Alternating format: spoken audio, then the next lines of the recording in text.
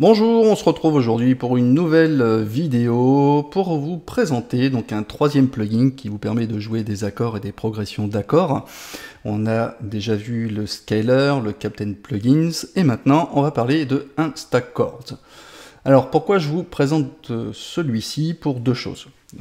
Parce que tout simplement il sera complémentaire aux deux autres et surtout pour le prix parce qu'il est actuellement à 12 € au lieu de 60 sur le site de Plugin Boutique. Alors attention au niveau du téléchargement, soyez pas surpris, il vous en coûtera 1,6 gigaoctets en téléchargement, mais l'application ne fait que 21,6 mégas. Ce qu'il y a, c'est que le fichier est assez gros parce qu'il vous présente des tutos vidéo sur comment l'utiliser avec tel ou tel séquenceur. Alors, en résumé, si je puis dire, c'est pour ça que je parle de complémentarité, parce que Scaler, lui, vous permet d'identifier une clé et une gamme dans laquelle on va trouver par exemple des accords par rapport au choix d'un preset que vous auriez, qui vous aurait été proposé, que vous auriez choisi, ou par rapport à ce que vous êtes en train de composer. Si vous êtes en train de composer une mélodie ou des accords, le Scaler, lui, sa force, c'est qu'il aura la capacité de le détecter, en fait la clé et la gamme.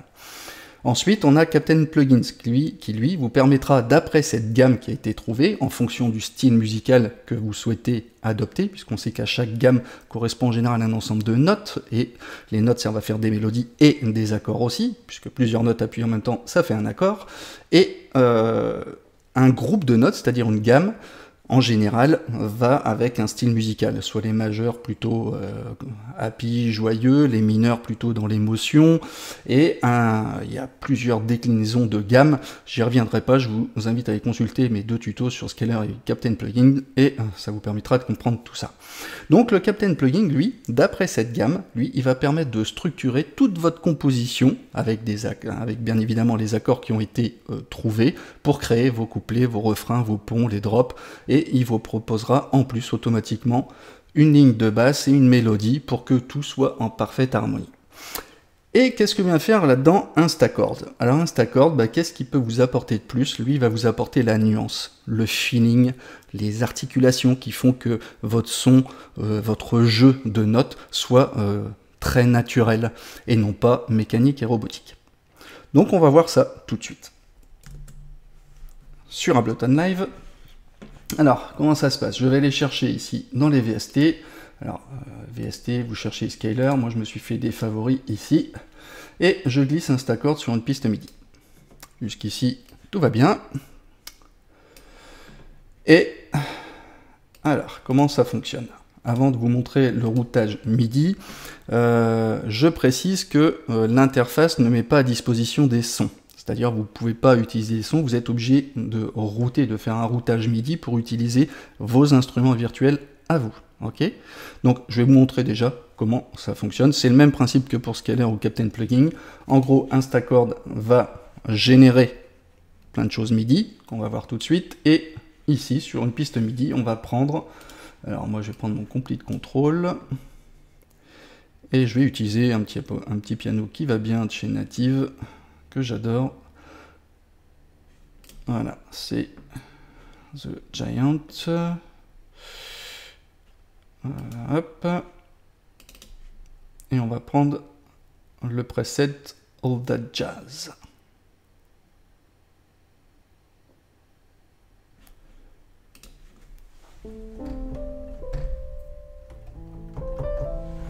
Évidemment, mon clavier est un petit peu loin, je vais essayer de faire bien. Alors, pour que ça fonctionne, c'est-à-dire utiliser les événements MIDI d'Instachord et l'utiliser avec votre instrument virtuel, il va falloir chercher donc les informations MIDI en provenance de ou ici d'Instachord, et en poste Instachord, et on active le moniteur. Voilà, et vous cliquez ici sur Instachord. Non, vous restez justement cliqué sur votre instrument pour pouvoir utiliser les sons. Alors, ça fonctionne, on va baisser un peu le son. Toc. Alors, comment fonctionne toute cette interface? Alors, c'est assez simple. Ici, vous voyez qu'on a un groupe de 12 accords, un autre groupe de 12 accords, les cordes A, cordes B. Et ici, on a 12 pic A, 12 pic B, qui correspondent à des actions. Les accords, c'est simple fonctionnement. On va chercher la clé d'un accord, la note, et ici, sa variante, majeur, mineur, toutes des combinaisons relatives à l'accord. Okay. Donc, on a la possibilité de pré-programmer jusqu'à 24 accords et 24 actions. Les actions, on verra ça après. Les actions, c'est, entendez par là, des articulations, c'est-à-dire le mode de jeu, c'est-à-dire on va sélectionner un accord et on va déclencher après une articulation qui va avec cet accord, soit des accords plaqués, soit arpégiés, soit des nuances. On verra, ça va être assez sympa à faire. Et ici, dans la partie du bas, on a deux claviers. Le premier clavier qui va vous faire apparaître les notes réelles de l'accord qui sera joué. Et ici, on a ce qu'on appelle le trigger, c'est-à-dire un clavier qui va servir à déclencher. Alors, entendez par là, c'est qu'ici, avec un staccord, vous n'allez pas jouer des notes, vous allez déclencher ici des accords que vous aurez choisis et déclencher, en fonction de l'accord choisi, les articulations qui vont avec. Donc pour ça, il faut déjà bien paramétrer, mapper ce que vous voulez déclencher en fonction du clavier MIDI que vous utilisez. Moi j'ai le Native Instrument, le S49 MK2 de Complete Control. Il a 49 touches. Donc ce que je vais faire, c'est que le premier groupe ici, qui va me servir à déclencher des accords, je vais le mettre sur C1, B1, ok, c'est-à-dire sur la première partie de mon clavier. Là, je tape le C1, ça veut dire ici, alors je suis sur le C1, tac, voilà. Donc le C1 va déclencher le premier accord. Alors ça se lit dans ce sens-là. Vous voyez que ici, tac, voilà, ça va jusque là. Donc imaginons, je vais mettre un accord tout de suite comme ça, juste pour voir. Vous voyez, là en C1, je vais déclencher cet accord-là. Et ici, le dernier va me servir à déclencher ça. Si j'ai rien de renseigné, bah, ça va rien déclencher. Ici, je sais que j'ai un sol majeur. Donc là, j'appuie sur celui-ci, je déclenche l'accord, il est en vert. Ici, il n'y a rien. Ici, je déclenche un Fa majeur. Ici, il n'y a rien sur celle que je joue en direct. Et après, ici, je lance un Sol, etc., etc., jusqu'à 12 notes. Donc, on part du bas pour aller vers le haut et on part de la gauche pour aller vers la droite. Après, ben, pareil, j'ai un deuxième corde que je vais mettre de C2 à B2. Donc, je peux préprogrammer jusqu'à 24 accords. Donc, on a de quoi faire. Après, ici, les premières actions de C3, B3. Et ici, C4, B4. OK. Donc, ici, je vais déclencher les articulations. Donc, je peux jouer aussi bien un premier accord, je vais déclencher un accord et déclencher la déclinaison qui va avec, l'action qui va avec. OK. Donc, corde A, corde B, je sélectionne un accord, pic A, pic B, je sélectionne les actions, les articulations. Alors, comment ça se passe? Ici, alors je vais peut-être prendre... en fait, on s'en fout, je vais peut-être travailler là, ça m'évitera d'aller trop loin. Je vais travailler sur le corde A et B. Donc, qu'est-ce que je vais faire? Je vais sélectionner, par exemple, un accord, un Do mineur. Donc, le Do mineur, il est ici, on est d'accord. Après, je vais utiliser que les blanches, par exemple, pour déclencher des accords. Donc, celui-ci, donc là, j'ai une noire qui correspond à là. Et ici, je vais aller sélectionner, par exemple, un Ré mineur majeur septième. OK. Et vous voyez que quand j'appuie sur la note, quand je déclenche en fait la note, j'affiche ici l'accord qui lui correspond. OK. Voilà. Là, j'ai un Do mineur, ça donne ça en réel, et je le déclenche ici. Ici, je déclenche là, et j'ai un Do mineur majeur septième. OK. Voilà le principe d'utilisation. Après, ici, j'ai plusieurs choix possibles qui s'offrent à moi. Je peux choisir, dans le menu déroulant, soit des notes simples, c'est-à-dire la basse. Si je prends la basse note, ça va faire référence directement à la note fondamentale et ça va la descendre d'une octave, de façon à pouvoir jouer une note simplement.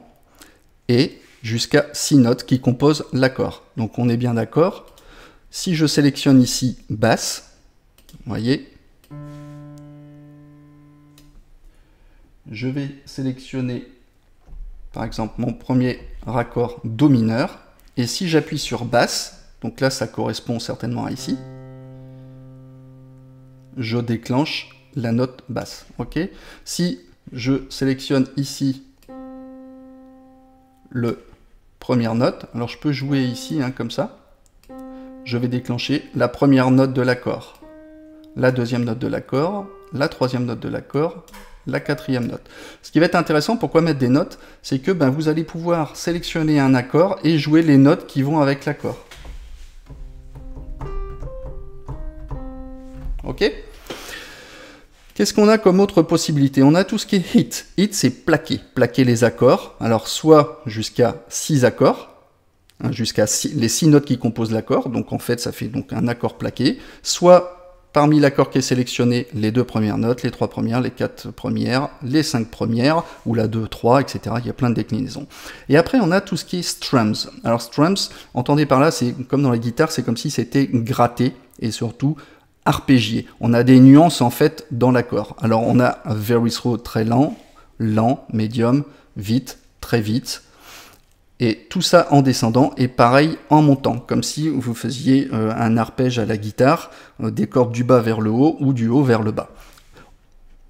Donc ça peut être judicieux par exemple de mettre sur un côté, c'est-à-dire sur le pic A, tout ce qui est strums, déclinaison. Après, c'est vous qui choisissez hein, comment vous voulez vous organiser. Mais je trouve que ça peut être sympa de mettre sur le pic A éventuellement tout ce qui est strums, c'est-à-dire tout ce qui est variations qui vont apporter de la nuance dans l'accord.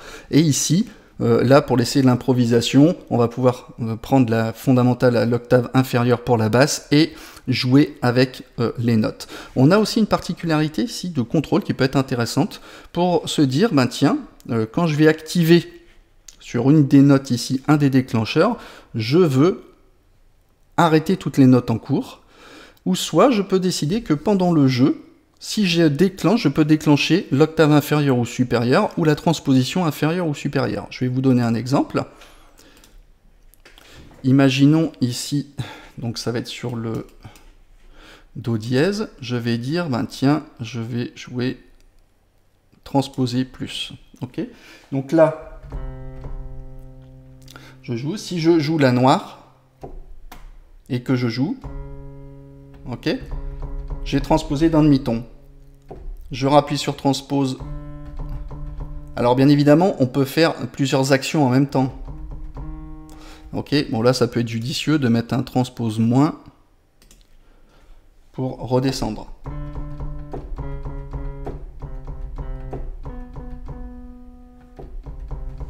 Ok, donc c'est très facile d'utilisation. Alors ici, on a des variantes de strums. Alors, je vais vous parler aussi du menu duo, aussi, parce que vous voyez que quand on sélectionne un accord, on choisit sa note fondamentale, on choisit la déclinaison, et ici on a un mode basique, première inversion, deuxième inversion et guitare. Alors qu'est-ce que c'est? Ici, je suis sur le do. Donc là, je suis en basique, ok? Là, je vais déclencher cette déclinaison-là. Alors, je peux en faire une autre. Jusqu'à 1, 2, 3, 4, 5. Vous voyez, je vais en descendant de gauche à droite. Very slow. Je peux le faire en médium. Ça va plus vite. En slow. Vous voyez, on a vraiment la nuance. Ici, je suis en basique. Je peux inverser l'accord, c'est-à-dire l'octave il va à l'opposé. Deuxième inversion, une nuance, avec l'autre qui part aussi à l'extrême.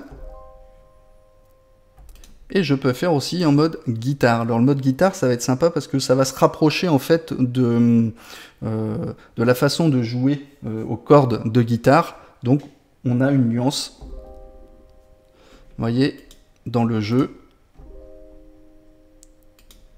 Et en mode guitare, voilà, j'ai des nuances dans l'accord. Donc ça, c'est assez sympa. On peut Donc je reviens en mode basique. On peut dire, tiens, ben, sur cet accord-là, je veux qu'il soit l'octave inférieure ou supérieure, mais on peut décider que pour l'ensemble de ce que vous avez sélectionné, on peut décider d'aller à l'octave inférieure. Pour tout, ça vous évite de le faire un par un.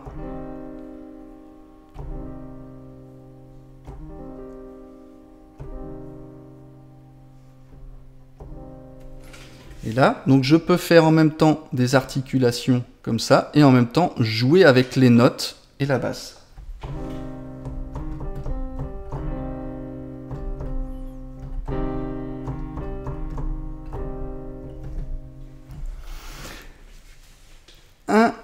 Une chose qui va être intéressante aussi, alors là, je reviens à l'octave normale pour l'ensemble. Je peux transposer demi-ton supérieur ou inférieur, et ici, j'ai un mode qui est intéressant, c'est pic ou fret. Alors si vous êtes en fret, ça veut dire que quand vous allez déclencher un accord, par exemple, il faudra que vous restiez appuyé dessus pour jouer vos déclinaisons, vos actions. Alors, toc, je reviens, j'étais trop loin.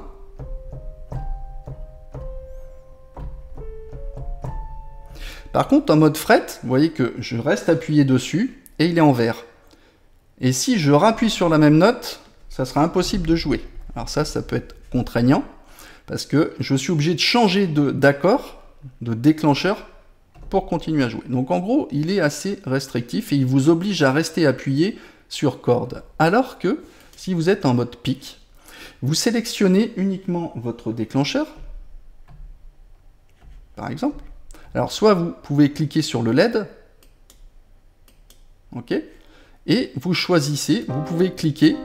Vous voyez que je ne suis pas obligé de rester appuyé sur corde en mode pic. Je sélectionne l'accord et je joue. Soit au clic souris, soit avec le clavier. Hein.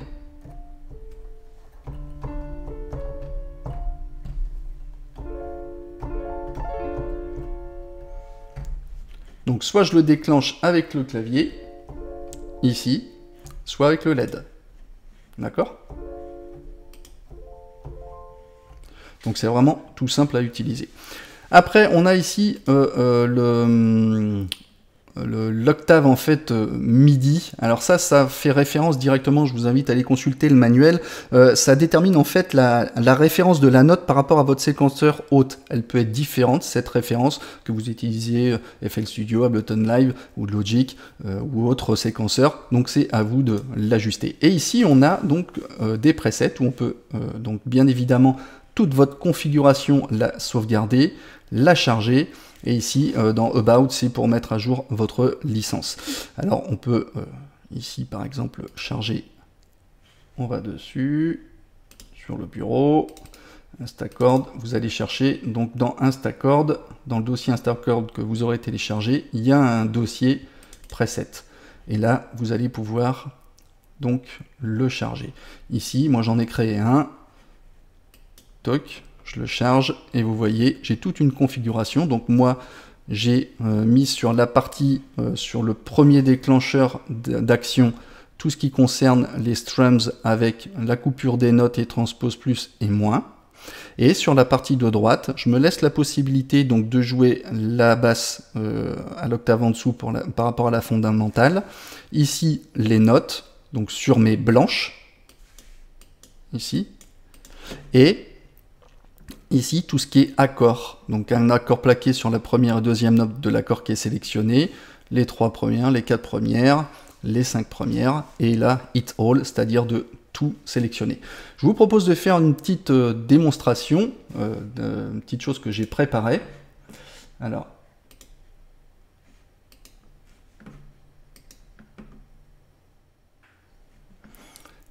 ce que j'ai fait, c'est que ici, j'avais sélectionner un scaler.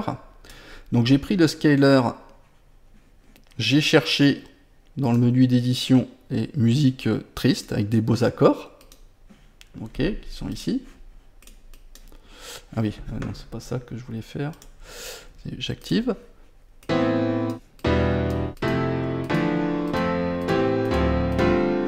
J'ai utilisé le scaler pour chercher tous mes beaux accords, trouver donc la gamme avec, qui me convient, hein, qu'on dit c'est plutôt émotionnel, sentimental.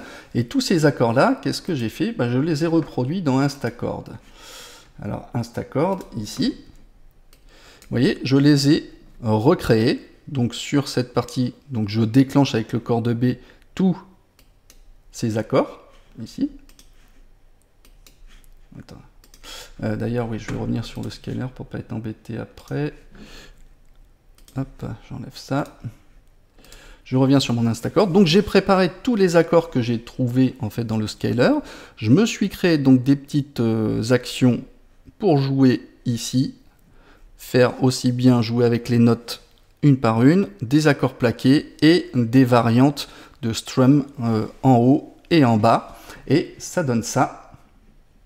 Alors, je vais ici vous montrer pour que vous puissiez voir les notes défiler en même temps. Et voilà, j'ai composé ça franchement en même pas 10 minutes hier. Donc pour voir que c'est vraiment accessible à tout le monde. Et ça donne ça.